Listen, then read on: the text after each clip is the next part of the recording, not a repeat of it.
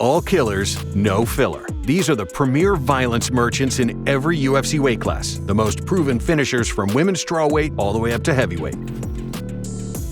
Flyweight. You don't call yourself the God of War unless you really have the chops to back it up. And for Deiveson Figueiredo, the title Deus de Guerra, or God of War, carries with it a promise, one that has seen him engage in some of the most thrilling displays of pure violence the flyweight division has ever known. From his decimation of Joseph Benavidez to his wars with Brandon Moreno, which the Mexican somehow survived, Figgy has been an unmissable spectacle at 125 pounds. Considering that the division is not really known for a major wealth of power punchers, the champion's strength in this regard is kind of shocking.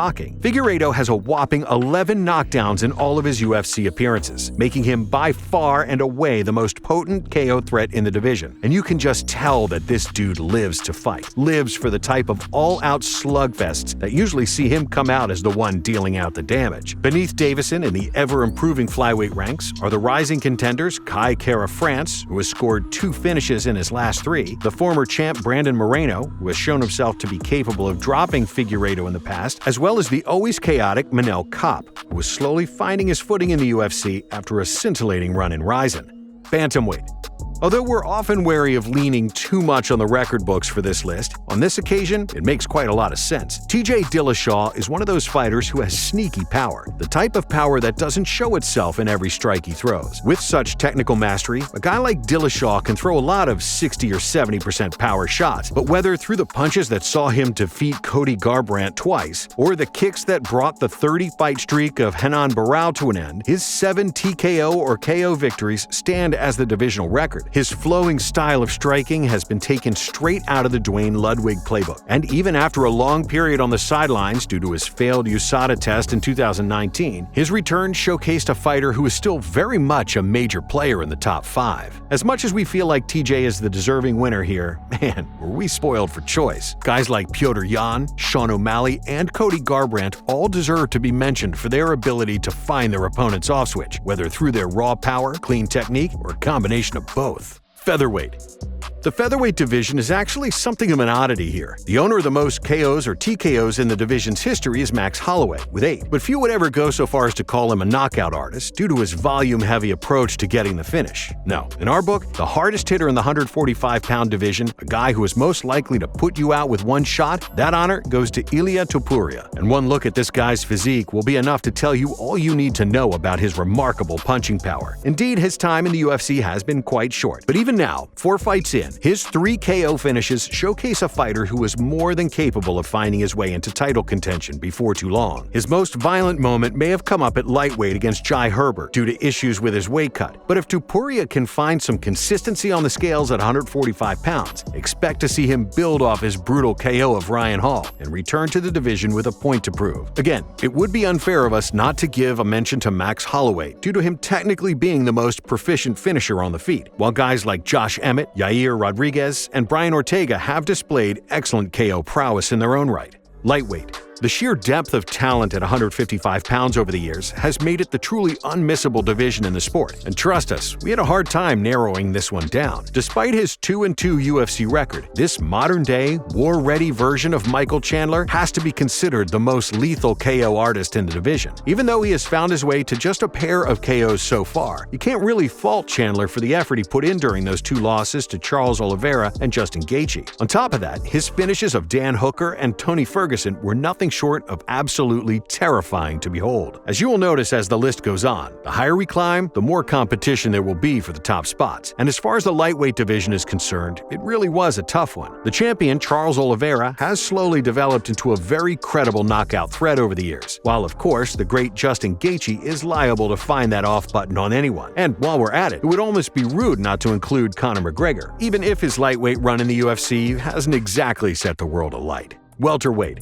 This next one proves that fighters can, in fact, change, that they can evolve themselves in a way over a relatively short space of time, becoming a completely different spectacle to the outside eye. Though he didn't always have a reputation for his punching power, 3 finishes in his last 5 outings have well and truly established Kamaru Usman as the premier knockout threat at 170 pounds. There was a real feeling in the arena when the champion one-shotted the famously durable Jorge Masvidal to defend his crown, a feeling that whatever we thought we knew to be true about the Nigerian nightmare was misguided. As Jorge fell, our confidence in Usman's striking grew. Now a well-known KO artist, Usman's already stellar mixed martial arts skill set has been elevated to a supremely well-rounded level. Within the top 15, Vicente Luque, Jorge Masvidal, and Jeff Neal all stand out for their KO rates. But as far as the prestige and sheer violence of his best moments, we gotta side with the champ on this one. Middleweight.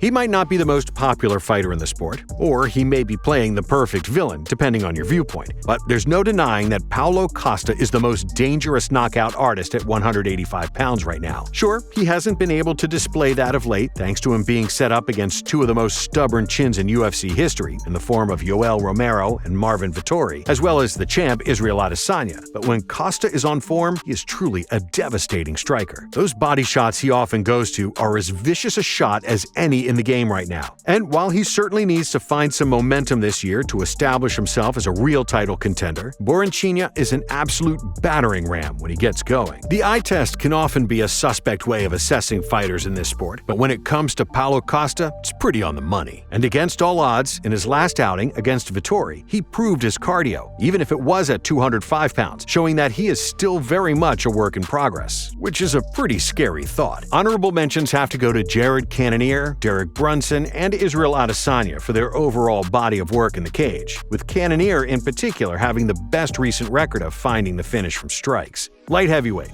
Even though he has only touched down in the UFC octagon on 2 occasions, Jiri Prochazka has to take the top spot here because of how damn fun it's been watching him go to work. If he didn't have the back catalog from his pre-UFC run to prove it, you'd be forgiven for thinking it was little more than early luck or excitement. But from his earliest days in this sport, Prochazka has been a constant source of pure violence. In 28 career victories, the judges have only been called upon once, with 25 of his 27 finishes coming by way of TKO or KO. Creative as they come, and almost impossible to keep off of you once he gets going, Prochazka uses a style of pressure-heavy offense to break his opponents down, slowly turning up the heat from the get-go, using a wide range of odd punches and elbow strikes to control the chaotic exchanges he often finds himself in. Look, winning your UFC debut is all well and good, but blasting through a top-5 guy like Volkan Oezdemir before then spinning elbowing your way through Dominic Reyes? Yeah, this guy is truly something. But Prochazka is not alone in his excellent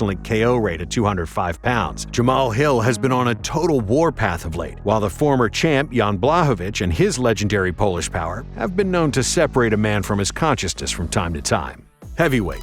And finally, we come to the big men, the division that has the highest concentration of knockout artists out of any weight class we've mentioned so far. Francis Ngannou is the hardest hitter in the sport of mixed martial arts right now, and he's probably the hardest hitter to have ever laced up 4-ounce gloves and fought in the cage. His most recent victory over Cyril Gane was the only fight in his entire collection of victories that required the judges, which is, of course, a major testament to the Frenchman's incredibly technical striking skills. But that fight aside, it has been nothing but constant destruction as far as Ngannou has been concerned. With massive power in both hands, it doesn't even require a clean connection for Ngannou to put you away. And if you do decide to engage in a firefight with the Predator, he just so happens to have one of the greatest chins in the sport too, meaning that shot for shot, you probably won't last long. Of course, Derek Lewis must be given the mother of all honorable mentions. Without Ngannou, he'd be a shoo-in for the top spot. Also, Stipe Miocic and Jairzinho Rozenstruik can also be counted on to find the finish, even if all 3 guys are left eating the champion's dust on this one. Women's strawweight. While the strawweight division isn't necessarily known for its big hitters, one longtime elite has managed to find her way into the history books more than enough times to see her get the nod. From her first-round head kick finish of Weili Zhang to the legendary upset KO of Joanna Jędrzejczyk that first saw her capture UFC gold, Rose Namajunas' position as the most effective knockout artist in UFC strawweight history is undeniable. With her stellar punches or kicks, Rose is just about as deadly an offensive threat as the 115-pound division has ever known. Her odd style of footwork has been honed to an extremely high level over the years, thanks to her focused work with Trevor Whitman, and the results speak for themselves. Fighters like Jessica Andrade and Amanda Lemos are certainly in the discussion, but our strawweight vote will go to Rose based on the sheer prestige of her best victories. Women's flyweight. Next up are the flyweights, a division that is both the most recent addition to the UFC roster and home to perhaps the most technically advanced fighter in women's MMA. But Valentina Shevchenko isn't getting our nod on the back of raw power, because, to be totally honest, there are more fearsome punchers in the weight class. Instead, her precision and overbearing technical skill is the thing that has allowed her to find the finishes that get her to the top spot. With 4 TKOs or KOs in her 6 UFC title defenses, the Bullet's improving finish rate is clear proof of her ever-present desire to assert herself over the 125-pounders. And though she came up as a runner-up in the strawweight division, we again have to give Jessica Andrade an honorable mention here, based on her frankly ridiculous physicality for the weight class when she competes there. Women's bantamweight. There was never going to be any debate over this next one. The bantamweight division may well be the weakest in women's MMA today, but its former longtime champion Amanda Nunes has done an excellent job of carrying her former rival Chris Cyborg's ferocious reputation into this modern era. Nunes, to put it plainly, hits like a truck at 135 pounds, bringing a level of power to the table that these bantamweights just cannot deal with. Or at least that was the case until Juliana Pena rose up and shocked the world, pressuring Nunes like no other fighter had up until that point, eventually stopping her in the second round with a rear naked choke. But even with that being the case, the Lioness is truly in a league of her own here. Miesha Tate, Ronda Rousey, Cyborg, Holly Holm, Germaine de Randamie all have tasted this ferocious fighting legend's power. As you might have guessed, Nunes will also come away with the featherweight division's overall pick. But at both 135 and 145 pounds, she has competition in the form of both de Randamie and Holm, who both possess highlight reels well worth a mention.